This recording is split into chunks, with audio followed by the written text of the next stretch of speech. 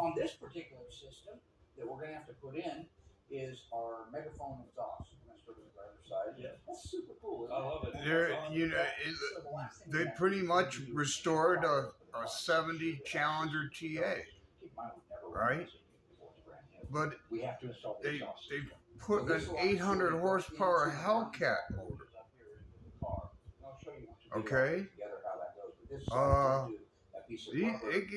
They installed brand new axle and drum brakes in the back. What in the hell are they thinking? You know, it's got the it's pretty much a restoration of the TA with a 800 horsepower Hellcat motor in it. No, there's no modifications to the chassis. Huh?